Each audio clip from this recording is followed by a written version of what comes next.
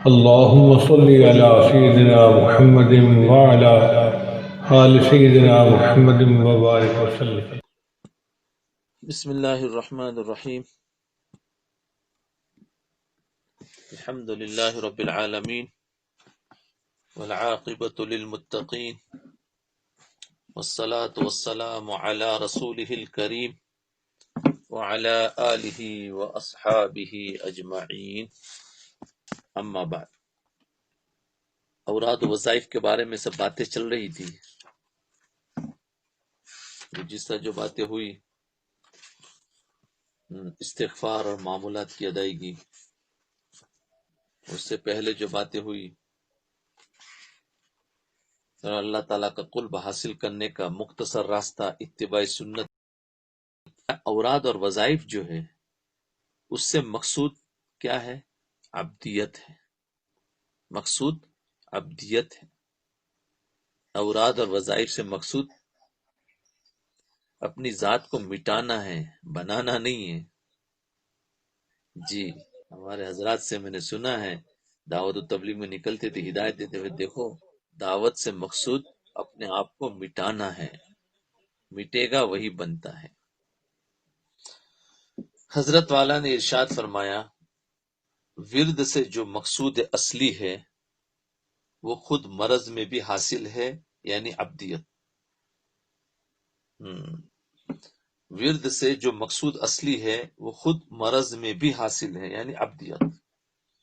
بعض اوقات کسی عذر مثلا بیماری کی وجہ سے انسان کے معمولات چھوٹ جاتے ہیں.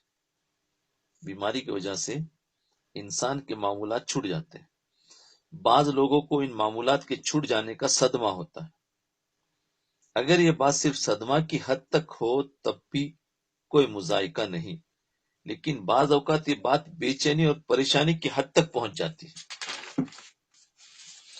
اس کے بارے میں حضرت والا نے فرما رہے ہیں کہ معمولات چھٹ جانے پر پریشانی ٹھیک نہیں، اس لیے کہ ان سارے ذکر و اذکار، اوراد اور معمولات کا حاصل بندگی اور اظہار عبدیت ہے. لہذا اگر بیماری کی وجہ سے معمولات چھوٹ گئے تو اس بیماری کی حالت میں انسان کے اندر جو شکستگی اور عاجزی آ جاتی ہے، اس شکستگی اور عاجزی کی وجہ سے خود عبدیت پیدا ہو رہی ہے. جی، خود عبدیت پیدا ہو رہی ہے. سبحان اللہ، کیا بات کہی. دیکھو، کیونکہ انسان ویسے ہی ٹوٹا ہوا ہوتا ہے، کوئی پریشانی، کوئی الجھن آ گئی، کوئی نقصان ہو گیا، اب اس کی وجہ سے انسان دماغی اعتبار سے بیچارہ پریشان ہوتا ہے. تو فرمایا یہی مقصود جو تھا اوراد و وظائف سے عبدیت تھی، اور عبدیت تو اب بھی مل رہی ہے، عبدیت تو حاصل ہے. اس لیے افسوس نہ کرے. اللہ تبارک تعالیٰ نے جتنی بھی رخصت عطا فرمائی ہے ان سب کا یہی حال ہے. حدیث شریف میں حضور اقدس صلی اللہ علیہ وسلم کا ارشاد ہے، ان اللہ یحب ان تؤتی رخصت کما یحب ان تؤتی عزائمہ. یعنی اللہ تعالیٰ جس طرح عزیمت پر عمل کرنے کو، یعنی مجاہدے پر عمل کرنے کو پسند فرماتے ہیں، عزیمت کہتے ہیں یعنی زبردستی پر عمل کرنے کو پسند فرماتے، اسی طرح رخصتوں پر بھی عمل کرنے کو پسند فرماتے ہیں. اس لیے کہ عظیمت اللہ جل شانہ کی عظمت کا حق ہے اور رخصت انسان کی عبدیت کا حق ہے. سبحان اللہ. عظیمت اللہ جل شانہ کی عظمت کا حق ہے اور رخصت انسان کی عبدیت کا حق ہے، اور اوراد و وظائف سے مقصود عبدیت ہے. تو رخصت پر عمل کر لے، رخصت دیا ہوا ہے. عظیمت کا درجہ تو انسان جب آگے جاتا ہے نا، منتہی والے کے لیے ہے. منتہی والے کے لیے رخصت نقصان دیتا ہے، عظیمت اس کو اور اوپر لے جاتا ہے، ترقی دیتا ہے. لیکن مبتدی کے لیے رخصت ہی ترقی دیتا ہے اور عظیمت اس کے لیے مشکل ہو جاتا ہے.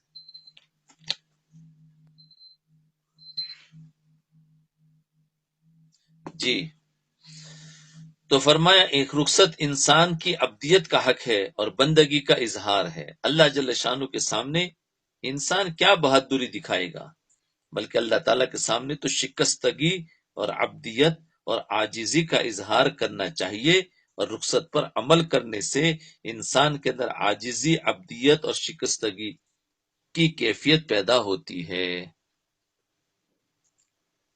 جی، اور یہ کیفیت انسان کو کہیں سے کہیں پہنچا دیتی ہے۔ لہذا رخصتوں پر عمل کرنے سے کبھی دل تنگ نہ کرنا چاہیے، سمجھے؟ رخصتوں پر عمل کرنے سے کبھی دل تنگ نہیں کرنا چاہیے۔ انسان اس بات کا تو اطمینان کر لے کہ آیا رخصت پر عمل کرنے کا موقع ہے یا نہیں، اور اس وقت شرعاً رخصت پر عمل کرنے کی گنجائش ہے یا نہیں۔ لیکن جب یہ اطمینان ہو جائے کہ شرعی اعتبار سے رخصت پر عمل کرنے کی گنجائش ہے، تو اب رخصت پر عمل کرنے سے دل تنگ نہ کرے، اس موقع پر صدمہ کرنے کی ضرورت نہیں، اللہ تعالیٰ کو یہی پسند ہے۔ اب مثال کے طور پر بیماری ہے، اب بیماری میں اوراد و وظائف جو تندرستی کے زمانے میں ہوتے تو نہیں ہو رہے، تو اب اس کو کہتے ہیں رخصت ہے، اگر چھوٹ گیا تو اس کو اجازت ہے، تو وہ یعنی گنجائش ہے کہ وہ چھوٹ گیا تو اس کو اجازت ہے، لیکن اس کے چھوٹنے کی وجہ جو اس کو صدمہ ہو رہا ہے نا، اس صدمے پر اللہ تعالیٰ اس کو وہ دے دیتے ہیں، یعنی ابدیت تو دے رہے ہیں۔ یہ روزہ کس کے لیے رکھ رہے ہو؟ اگر اپنی ذات کے لیے، اپنی خوشی کے لیے روزہ رکھ رہے ہو، اگر اپنا شوق پورا کرنے کے لیے روزہ رکھ رہے ہو، اور پھر بیماری کی وجہ سے روزہ چھوٹ جائے، تو ضرور اس بات پر صدمہ کرو کہ بیماری آ گئی، اس کی وجہ سے روزہ چھوٹ گیا۔ لیکن اگر یہ روزہ اللہ کے لیے رکھ رہے ہو، اور اللہ تعالیٰ یہ فرما رہے ہیں کہ بیماری میں روزہ چھوڑ دو، بیماری میں روزہ چھوڑ دو، پھر روزہ کا جو مقصود ہے وہ حاصل ہے، تو اس کو رخصت ہے نا، بیماری میں روزہ چھوڑنے کی رخصت ہے۔ کھا کر وہ مقصود حاصل ہے جو نہ کھانے سے حاصل ہوتا ہے، اس لیے کہ جب اللہ تعالیٰ فرما رہے ہیں کہ کھاؤ تو اب کھانا ہی چاہیے، اس لیے کہ دین کی حقیقت اتباع ہے، ماننا ہے، اس اتباع میں دل تنگ کرنے کی ضرورت نہیں، اور یہ روزہ نہ رکھنا بھی بعض حالات میں پسندیدہ ہو جاتا ہے، اور بعض حالات میں واجب ہو جاتا ہے، لیکن آپ نے عزم کر رکھا ہے کہ چاہے بیماری آئے، چاہے کچھ ہو جائے، میں تو روزہ رکھوں گا، ہے نا؟ بعض اس کو کہتے ہیں عزیمت، اس کو کہتے ہیں عزیمت، اور اس کو کہتے ہیں رخصت۔ یہ سمجھ گیا ابھی عزیمت؟ تو فرمایا میں تو کچھ بھی ہو جائے روزہ تو رکھوں گا۔ یاد رکھیے یہ چیز اللہ تعالیٰ کی فرما برداری اور اتباع کے خلاف ہے، بلکہ اللہ تعالیٰ کے سامنے اپنی بہادری دکھانا ہے کہ ہم بڑے بہادر ہیں کہ بیماری میں بھی روزہ رکھ رہے ہیں، بہادری دکھانا عجیب۔ ہاں، جہاں آسانی ہو تو آسانی اختیار کر لینا چاہیے، خواہ مخواہ مجاہدہ پر نہیں ڈالنا چاہیے۔ ہوتا ہے نا بہت سارے بہت جذباتی بن جاتے ہیں، تو بس وہ خود بھی مجاہد اور خصوصاً جماعت لے کے چلتے ہیں تو سب کو مجاہدہ کرواتے ہیں۔ نہیں، ہمیشہ جتنا آسانی ہو سکے ساتھیوں کو اتنا آسانی سے لے کر چلو، تو اس سے کیا ہے، زندگی بھر کام میں لگے رہیں گے، دین سے محبت رہے گی، اور اگر مجاہدہ کروا دیا تو ہمیشہ کے لیے توبہ کر لیں گے کہ دین تو بہت مشکل کام ہے۔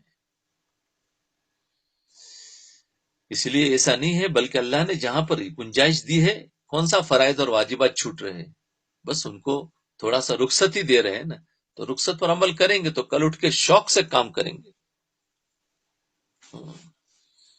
اور خواہ مخواہ کا مجاہدہ پر لگا دیا، یہاں نہیں کرنا ہے، وہ نہیں کرنا ہے، اتنے بجے اٹھنا ہے، اتنے بجے کھانا ہے، اتنا یوں کرنا ہے، یہی کھانا ہے، اس سے علاوہ دوسرا نہیں کھانا ہے، تو یہ سارا بہت مجاہدہ کر تو لیں گے۔ فرمایا بہادری نہیں دکھانی، کمزور دکھانا۔ اسی لیے حدیث شریف میں حضور اقدس صلی اللہ علیہ وسلم نے ایک موقع پر ارشاد فرمایا، لیس من البر الصیام فی السفر، سفر کی حالت میں روزہ رکھنا کوئی نیکی کا کام نہیں۔ اس سفر سے مراد وہ سفر ہے جس میں مشقت زیادہ ہو، ایسے سفر میں روزہ رکھنا کوئی نیکی کا کام نہیں۔ آج کل کے سفر تو آسان ہو گئے۔ اب ذرا سوچئے، ایک طرف تو روزہ کے فوائد بیان کیے جا رہے ہیں، اس پر اجر و ثواب بیان کیا جا رہا ہے، اور یہ اعلان کیا جا رہا ہے کہ روزہ میرے لیے ہے، میں ہی اس کی جزا دوں گا۔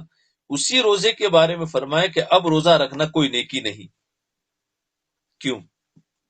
اس لیے کہ اب ہمارا حکم نہیں ہے، جب ہمارا حکم نہیں تو اب روزہ رکھنا کوئی فضیلت کا کام نہیں، کوئی نیکی کا کام نہیں۔ حکم پر رکھو اور حکم پر چھوڑو، جیسا وہ کہے وہ کرو۔ بہرحال اللہ تعالیٰ کے سامنے بہادری دکھانا کوئی اچھی بات نہیں۔ جب اللہ تعالیٰ نے خود بیماری دے دی، خود عذر دے دیا، تو اس کا حق یہ ہے کہ اس وقت میں رخصت پر عمل کرو۔ مولانا رومی رحمۃ اللہ علیہ فرماتے ہیں، چونکہ برمیخت بیند بستہ باش، چونکہ برمیخت بیند بستہ باش، چونکہ شاید چابو کو برجستہ باش، یعنی جب باندھ کر ڈال دے تو بندگی کا تقاضا ہے کہ بندے پڑے رہو۔ چونکہ برمیخت بیند بند بستہ باش، جب تمہیں باندھ کر رکھ دیا ہے تو بندے پڑے رہو، ہاں جب وہ کھول دے تو پھر خوب دوڑ لگایا کرو، ڈنگیا لگاؤ۔ چوک شاید چابو کو برجستہ باش، یعنی جب وہ کھول دے تو پھر خوب کھیلو کودو۔ اس وقت اللہ تعالیٰ نے تمہیں رخصت عطا فرما دی ہے، اس رخصت پر عمل کرو، لہذا رخصت پر عمل کرنے سے کبھی دل تنگ نہ کرو، دل تنگ نہ کرو۔ اسی لیے اللہ کے رسول صلی اللہ علیہ وسلم سے فرمایا، یسرا ولا تعسرا، آسان کرو مشکل مت کرو، آسانی دکھاؤ مشکلات میں مت ڈالو، جتنی اس لیے سمجھدار مفتی جب اس پر کوئی مسئلہ اور فتویٰ آتا ہے تو وہ یہی دیکھتا ہے کہ کہاں سے کوئی گنجائش نکل سکتی ہو تو اس کے لیے اس کو اجازت دیتے ہیں۔ اور جو ہر چیز میں حرام حرام حرام کر دیتے ہیں نا، تو وہ امت نہیں چل پاتی اس وقت کی۔ سمجھدار جو ہوتے ہیں، جن کے سامنے امت کا درد ہے، تو وہ لوگ ہمیشہ جب مسئلہ آتا ہے تو یہ سوچتے ہیں کہ کہاں سے رخصت ہو سکتی ہے، اس کو رخصت دی جائے، اس کے لیے آسانی پیدا کر دی جائے۔ حضور صلی اللہ علیہ وسلم آسانی اختیار فرماتے تھے۔ بعض لوگوں کی طبیعت بہت سخت ہوتی ہے، وہ سختی کو اختیار کرتے ہیں، وہ چاہتے کہ زیادہ سے زیادہ مشقت کا کام کرے، ہوتے ہیں نا، بہت ہوتے ہیں۔ کبھی کبھی میں بھی جماعتوں میں جاتا ہوں، کوئی میں کہتا بھائی تم بڑے قوی ہو، تم کرو، ہم سے تو نہیں ہو سکتا۔ تو مشقت کا کام کرو، مشقت کو ڈھونڈتے ہیں، وہ ڈھونڈیں گے کہ کہاں کہاں بھیج دی، یعنی کون سا مجاہدہ کر، وہاں جا کے کام کریں۔ ہم نے کہا مانگتے کیوں ہوں، جو مل جائے گا اللہ اسی میں ہمیں آسانی پیدا کر دیں گے، مانگوں گے تو وہ مشکل ہو جاتا ہے۔ اس لیے ڈھونڈتے ہیں کہ وہ یہ سمجھتے ہیں کہ اس میں فضیلت زیادہ ہے، مشقت کو اختیار کرنے میں سمجھتے ہیں کہ فضیلت زیادہ ہے، اس لیے وہ ذرا مشقت بھی زیادہ کرتے ہیں، مجاہدہ زیادہ کرتے ہیں، ثواب زیادہ کہ ملے گا۔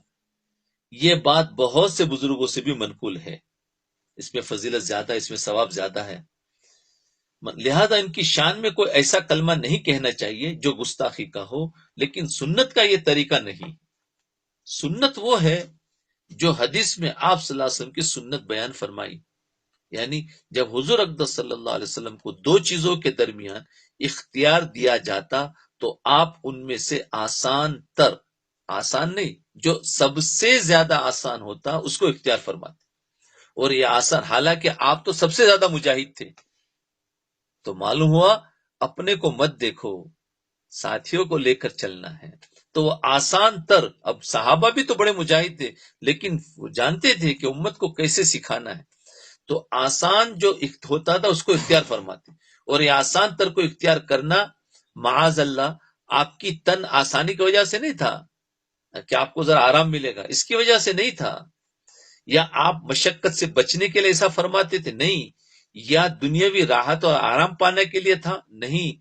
ظاہر ہے کہ حضور اقدس صلی اللہ علیہ وسلم کے بارے میں اس بات کا تصور بھی نہیں ہو سکتا کہ آپ آسانی پسند کرتے ہو، آسانی کے لیے آسان راستہ اختیار فرماتے تھے، بلکہ اصل بات یہ تھی کہ آسان راستہ اختیار کرنے میں عبدیت اور بندگی زیادہ ہے۔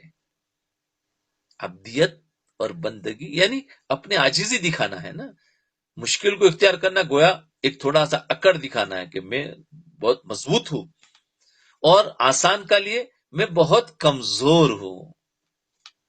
جی تو کمزوری دکھانا تو عبدیت ہے. آج ایک دوسرے ہم ملتے ہیں تو اپنے آپ کو تھوڑا بڑا دکھاتے ہیں، حالانکہ کمزور دکھاؤ تو عبدیت ہے، بڑا دکھاؤ تو اس میں خطرہ ہے. تو عبدیت بنانا ہے اپنے آپ کو، وہ بتاؤ. اس بندے کے اظہار کے بندگی کے اظہار، عبدیت اور بندگی زیادہ ہے. اللہ تعالیٰ کے سامنے بہادری نہیں دکھانی بلکہ شکستگی کا اظہار کرنا ہے کہ میں عاجز بندہ ہوں، میں تو آسان راستہ اختیار کرتا ہوں. یہ بندگی ہے.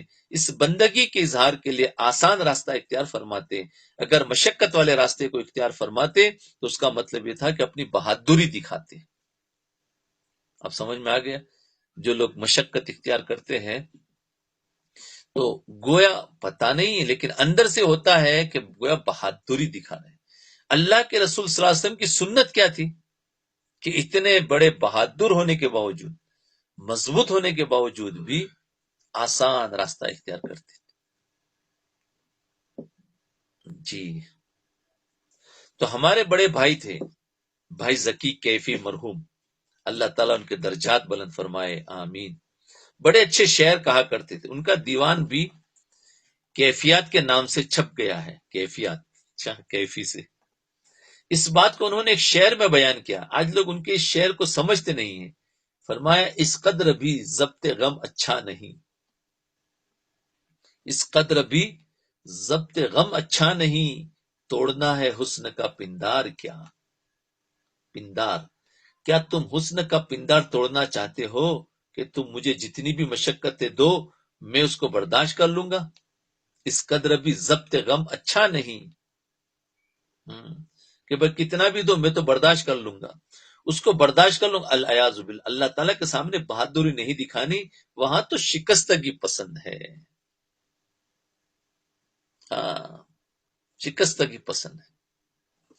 اسی لیے ہم نہیں توڑتے تو اللہ تعالیٰ کبھی کبھی توڑتے ہیں، پھر اس کے بعد شکستگی کیسے آتی ہے؟ دل ٹوٹ جاتا ہے، چور چور ہو جاتا ہے. تو کیا اس میں ابدیت ظاہر ہوتی ہے. ارے ٹوٹتے کہ نہیں توڑتے اللہ؟ ارے ایسے توڑتے ہیں ہاں چور چور ہو جاتے ہیں. ایسا توڑتے ہیں کبھی کبھی، کیونکہ ہم تو ٹوٹتے نہیں، ہم تو بہادری دکھانے دیتے. اللہ تعالیٰ کبھی اللہ کو دیکھنا ہوتا ہے نا میرے بندے کو، تو اس پر حالات ڈال کے اس کو توڑ دیا.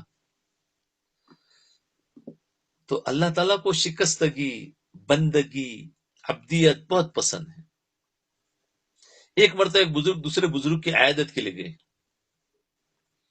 وہ بزرگ درد اور تکلیف میں مبتلا تھے.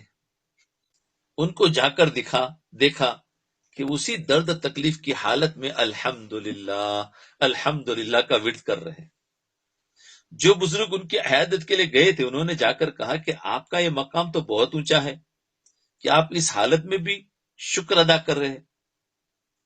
انہوں نے تو پہلے یہ بتایا، لیکن ایک بات بتا دوں کہ جب تک تم الحمدللہ الحمدللہ کا ورد جاری رکھو گے تو صحت حاصل نہیں ہوگی. دیکھا کیا کہہ رہے ہیں کہ جب تک تم الحمدللہ الحمدللہ کہو گے تو صحت حاصل نہیں ہوگی اور یہ درد اور تکلیف دور نہیں ہوگی. انہوں نے پوچھا کہ پھر کیا کروں؟ انہوں نے فرمایا کہ تھوڑا سا ہائی ہائی کرو. جو دیکھ لیا، تھوڑا سا ہائی ہائی کرو اور اللہ تعالیٰ سے کہو یا اللہ یہ تکلیف دور فرما دیجئے، یا اللہ اس تکلیف کو دور فرما دیجئے. ہاں اپنی بندگی کا اظہار کرو نا. وہ تو الحمدللہ کہنا تو ذرا اکڑ دکھانا ہے. تو اللہ تعالیٰ تو تمہیں توڑ رہا ہے اور تم الحمدللہ کہہ رہے ہو تو اور ٹوٹوں گے. اس لیے فرمائے تکلیف دور فرما دیجئے. اللہ تعالیٰ سے کہو اللہ میں برداشت نہیں کر پاتا. اللہ سے کہنے میں کیا جاتا ہے؟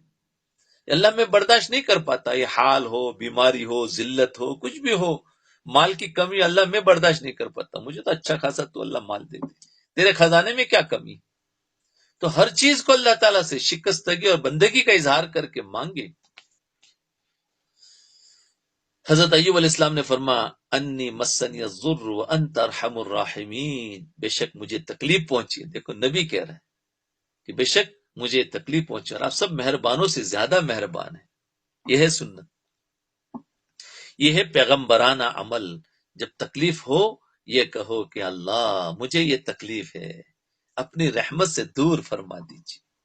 مجھے یہ تکلیف ہے، اپنی رحمت سے دور فرما دیجیے. جو بھی ہو، جاب نہیں ہے تو اللہ مجھے یہ تکلیف ہے، بیماری ہے تو اللہ مجھے تکلیف ہے، اور کوئی پریشانی ہے تو اللہ سے کہ مجھے تکلیف ہے، دور فرما دے. اللہ تعالیٰ کو پکارو، اپنی تکلیف ان کو بتاؤ. تکلیف اللہ کو بتاؤ، اللہ کہ اللہ جانتا ہے، لیکن بتانے میں عبدیت زیادہ ہے. اپنی تکلیف ان کو بتاؤ، اور یہ الحمدللہ الحمدللہ کا ورد کر کے تم ان کے سامنے اپنی بہادری جتا رہے ہو کہ میں کتنا ہی بیمار ہو جاؤں پھر بھی ہائے ہائے نہیں کروں گا. یہ نہ ہو، بلکہ اللہ تعالیٰ کے سامنے عاجزی کا اظہار کرو. اسی کا نام بندگی ہے. اور بندگی یہ بھی بہت اونچا مقام ہے، یاد رکھیے، بہت اونچا مقام ہے بندگی کا، عبدیت کا. کون پہنچا معراج میں؟ کون پہنچا ہے؟ عبد پہنچا ہے. سبحان الذی اسرا، اس کے اندر ہے نا عبدیت کا. تو اب میرا بندہ عبدیت جتنی آئے گی، تو جتنا انسان کے اندر عبدیت آئے گی وہ اتنا ہی اونچا اڑے گا. یہ ہے عبدیت جتنی آئے گی نا اعلیٰ درجے کی، اتنا وہ اونچائی پر جائے گا. وہی ہوا من تواضع للہ رفعہ اللہ. جو عبدیت اختیار کرے گا اللہ اس کو بلندی پر لے جائیں گے. تو عبدیت، اور جو اکڑ دکھائیں گے تو وہ گویا بلند جا رہا ہے. جتنا وہ انسان اوپر جائے گا تو پھر اللہ اس کو نیچے لائیں گے. اکڑ دکھائیں گے تو اللہ اس کو توڑیں گے، اور اگر خود ٹوٹے گا تو اللہ اس کو بلند کریں گے. تو فرمایا عاجزی کا اظہار کرو، اسی کا نام بندگی ہے. جب وہ یہ چاہ رہے ہیں کہ اپنی تکلیف ہمارے سامنے بیان کرو، تو بیان کرنے میں اظہار عبدیت اور بندگی ہے. ہاں، یہ بیان شکوہ کے طور پر نہ ہو، شکوہ کے طور پر نہ ہو، شکایت کے طور پر نہ ہو، بلکہ اپنی عاجزی کے اظہار کے لیے ہو کہ اللہ میں تو عاجز بندہ ہوں، آپ صحت عطا فرما دیجیے، میں برداشت نہیں کر سکتا. شکایت کیا ہے؟ کہ آپ نے مجھے ہی بیمار کر دیا، کسی اور کو نہیں دیا. یہ شکایت ہے. ایسا نہیں ہے جیسے کبھی کبھی کسی کا اولاد کہ انتقال ہو جاتے تو نہیں کہتے اللہ تو نے تو میرا ہی بچہ لے لیا، ارے بہت سارے بچے تھے، اس کو لے شکایت ہو جاتی. ایسے الفاظ نہیں کہے، جاہلانہ باتیں. تو اگر ہمارے پاس کوئی حالات آئے تو اللہ سے ایسا نہ کہے، اللہ سے کہے کہ اللہ تیری طرف سے آئے، میں اس کو برداشت نہیں کر سکتا، میرے لیے آسانی فرما. یہ کیوں میرے کو ہی دیا ہے، کسی اور کو نہیں دیا ہے؟ میں تو تمہاری نماز بھی پڑھتا ہوں، میں تو روزے بھی رکھتا ہوں، پھر بھی میرے پر یہ شکایتیں ہو جاتی. تو گویا احسان کر رہے ہیں نا اللہ پر، کہ مجھے بیمار نہیں کرنا چاہیے. بیمار تو اس کو کرتے جو نماز میں نہیں آتے، جو نماز بھی نہیں پڑھتے، اور آپ نے تو مجھے بیمار کر دیا. یہ شکایت ہوتی. دیکھو شکایت اس طریقے سے ہوتی. تو بیان کرنے میں اظہار عبدیت ہے. بہرحال بندگی کا تقاضے ہے کہ آدمی عزیمت پر بھی عمل کرے اور رخصت پر بھی عمل کرے، اور رخصت پر عمل کرتے وقت دل تنگ نہ کرے. اور اگر بالفرض طبعی صدمہ ہو، اور طبعی صدمہ ہوتا ہے اس لیے کہ ایک شخص ساری عمر روزہ کا پابند رہا، اب بیماری کی وجہ سے روزہ چھوٹ گیا، تو روزہ کے چھٹنے پر صدمہ تو ہوگا. اب ظاہر بات طبعی صدمہ اس کو کہتے ہیں، ہوگا. یہ صدمہ برا نہیں، بلکہ صدمہ پر اور اجر و ثواب ہوگا انشاءاللہ. لیکن اس رخصت پر عمل کرنے میں دل تنگ نہ کرے، اس کا نام عبدیت اور بندگی ہے. اللہ اکبر، کیا عبدیت بتائے. دیکھو آج کے سبق میں ہے نا عبدیت، عبدیت ہے. بالکل نیچا بننا، عاجزی، اللہ کے سامنے عاجزی دکھاؤ. انسان کا اعلیٰ ترین مقام،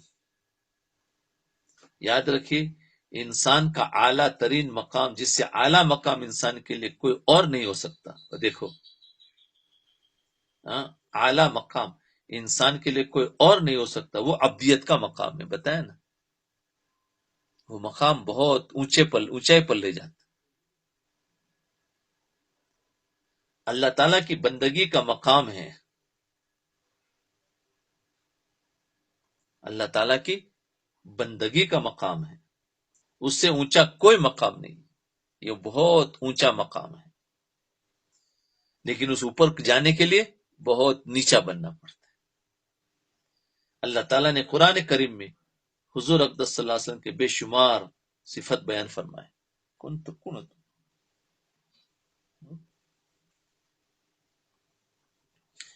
انا ارسلناک شاہدا ومبشرا ونذیرا وداعیا الی اللہ باذنہ وسراجا منیرا۔ انا ارسلناک شاہدا ومبشرا ونذیرا،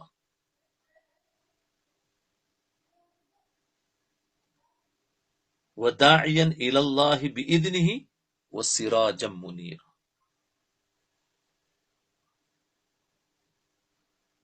اے نبی علیہ السلام، ہم نے بے شک آپ کو اس شان کا رسول بنا کر بھیجا ہے۔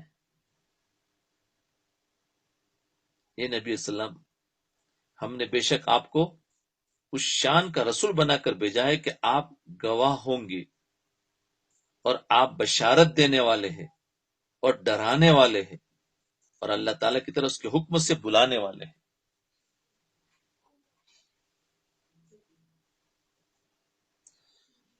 بشارت دینے والے، ڈرانے والے، اور اللہ تعالیٰ کی طرف اس کے حکم سے بلانے والے ہیں، اور آپ ایک روشن چراغ ہے، سراج منیرا، اور صاف بنو۔ دیکھیے اس آیت میں اللہ تعالیٰ نے آپ کے کیسے کیسی صفت بیان فرمائی، جی کیسی کیسی صفت بیان فرمائی، اور کیسے کیسے انداز سے سرکار دو عالم صلی اللہ علیہ وسلم کے مقام کو تعبیر فرمایا۔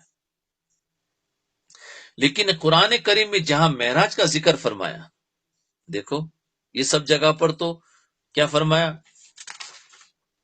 شاہدوں مبشروں و نذیرا و داعین، سب کچھ فرمایا۔ لیکن جہاں معراج کا، کیونکہ سب سے اونچا مقام تو معراج کا تھا نا، تو فرمایا جہاں معراج کا مقام آیا، ذکر آیا، تو فرمایا ہم نے ان کو اپنے پاس بلایا اور اونچے مقامات کی سیر کرائی۔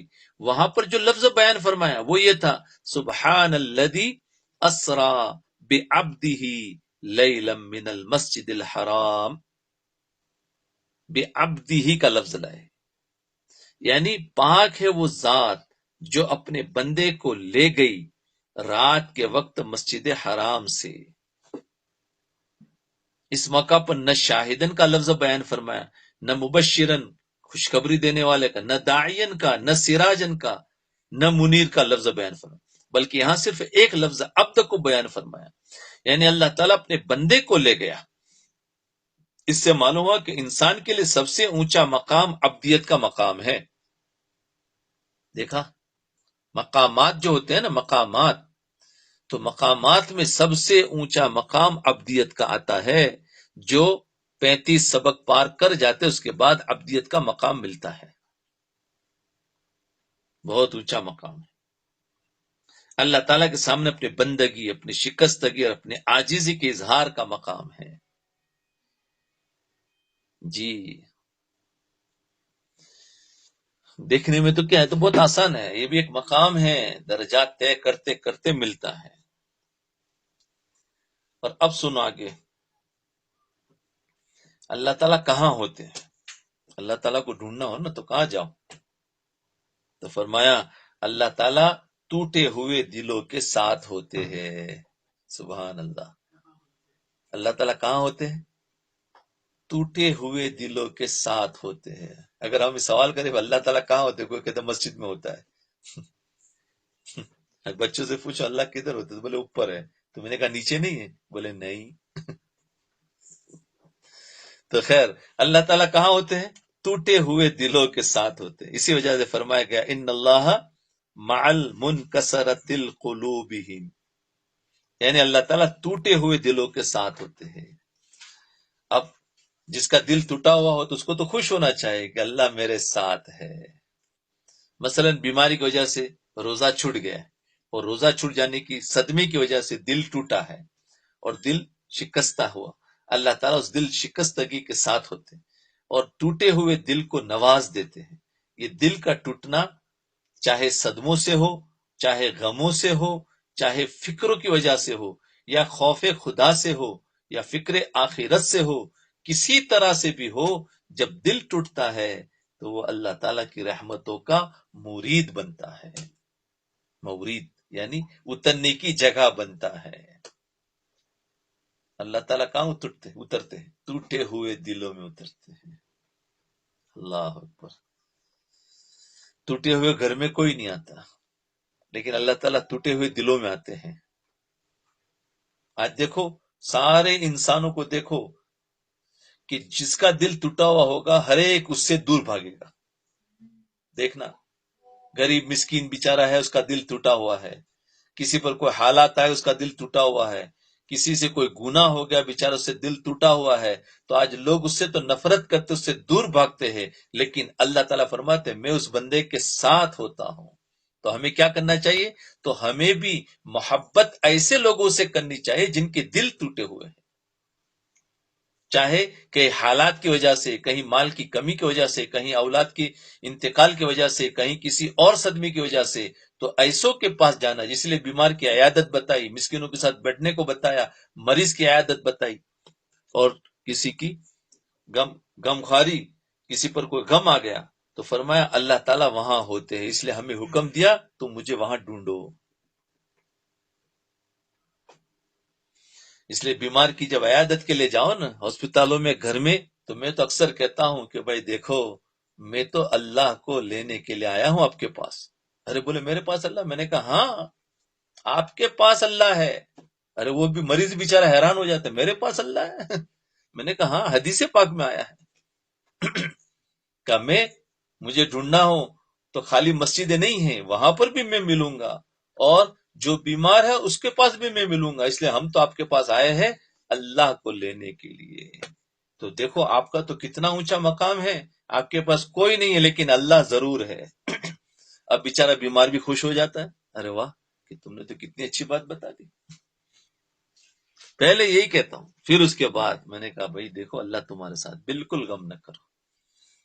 تم نے سوچ رہے ہوں گے کہ اللہ نے مجھے بیمار کر دیا، اللہ مجھ سے ناراض ہو گیا ہے اس لیے بیمار کیا، نہیں، ایسی بات بالکل نہیں۔ اللہ ہی بیمار کرتا ہے اور اللہ ہی ساتھ میں بھی رہتا ہے۔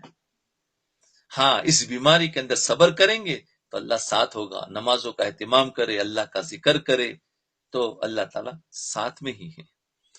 تو دیکھو کتنا بیمار خوش ہو جاتا ہے۔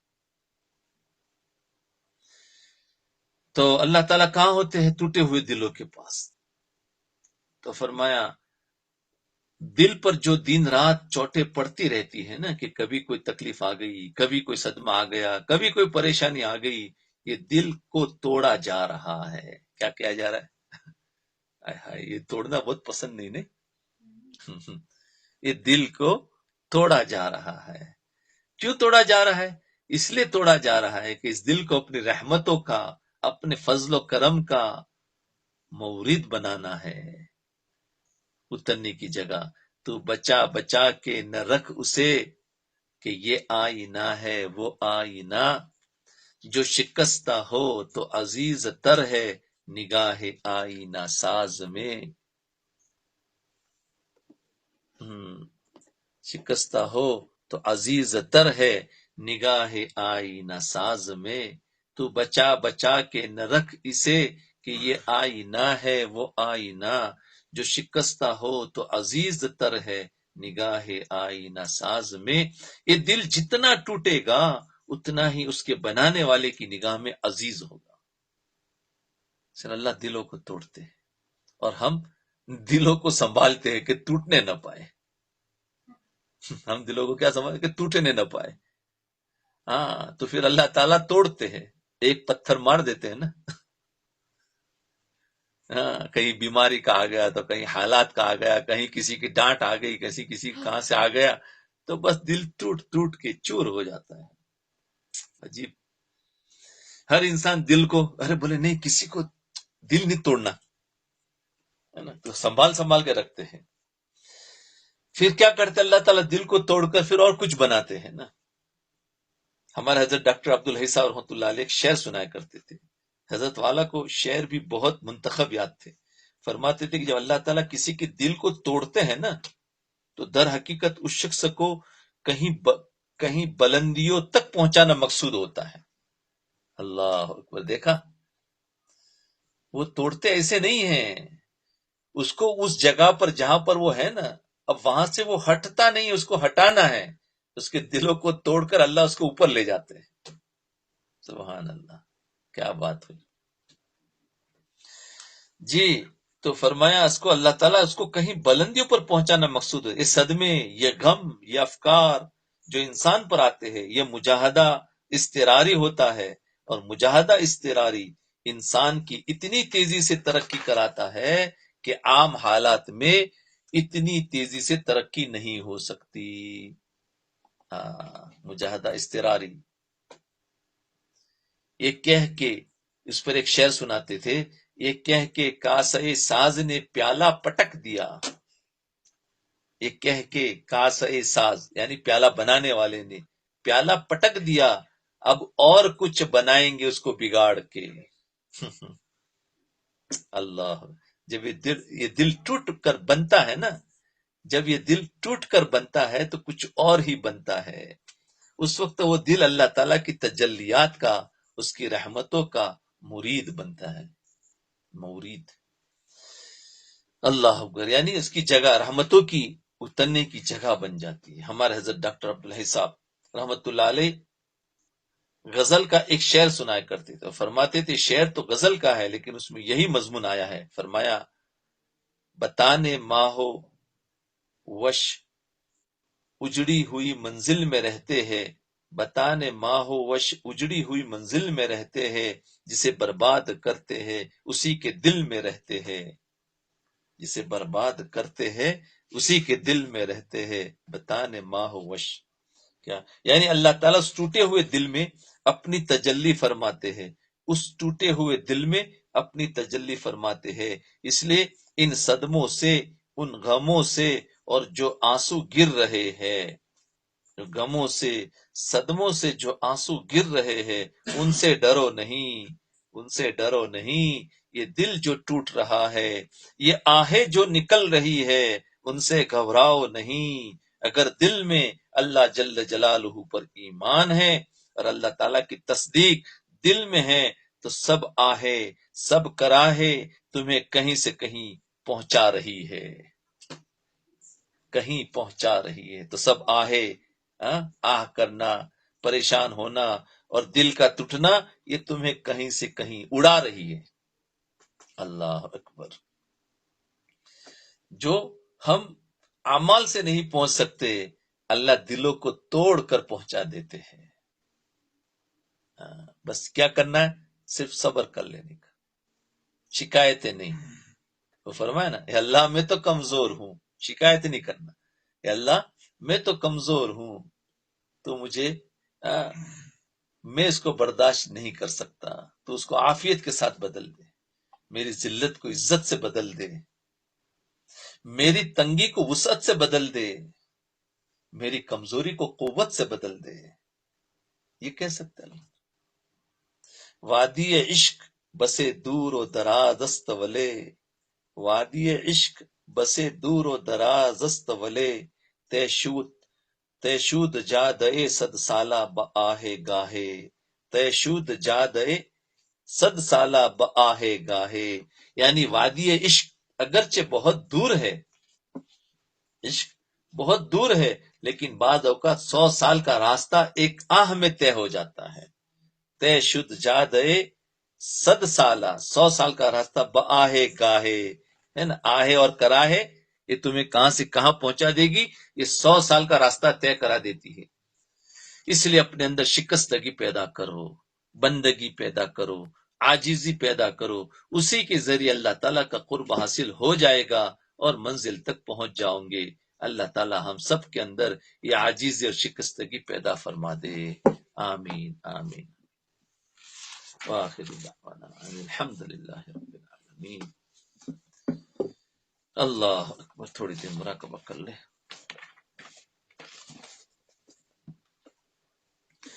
آنکھوں کو بند کر لے، گردن کو جھکا لے.